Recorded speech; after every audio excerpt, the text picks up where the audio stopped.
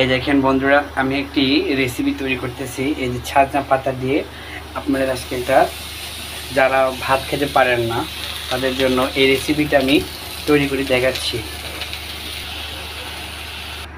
এই যে ছাজনা পাতার আর মসুরি ডাউল, আজকে ছাজনা পাতা আর মসুরি ডাউল একসাথে নিয়েছি, যা সিদ্ধ করে নেব। যারা অনেকে হয়তো ভাত খেতে পারেন না তারা এইভাবে ছাজনা পাতা মসুরি ডাউল একত্রে সিদ্ধ করে নেবেন, তারপরে ভর্তা বানাবেন। আমি কিছুক্ষণ পরে দেখাচ্ছি যে ভর্তাটা আমি জল দিয়ে সিদ্ধ করে নেব। এই যে আমি এখন সিদ্ধ করে নিচ্ছি।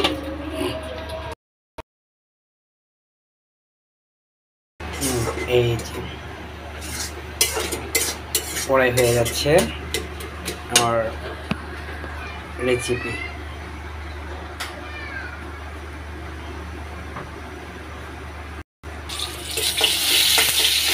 এই যে এখন সেই আমার ছাজনা পাতা আর মসুরি ডাল হয়ে গেছে।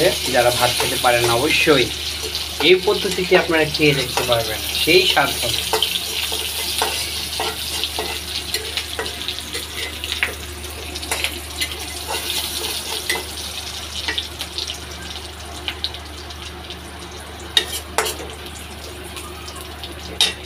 আমি এই যে আপনাদের দেখিয়েছি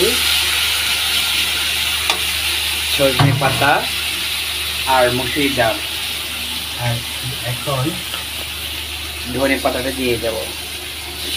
এইভাবে আপনারা বাসায় খেয়ে দেখবেন, সেই স্বাদ হবে।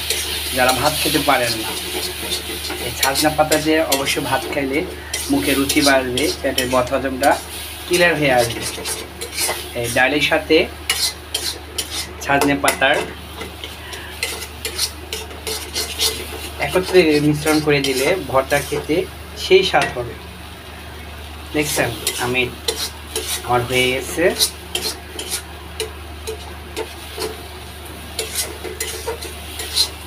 সজনে পাতা আর মসুরি ডাল একসাথে ভর্তা করেছি, গরম গরম ভাতের সাথে সেই স্বাদ হবে। আপনারা এইভাবে খেয়ে দেখতে পারেন।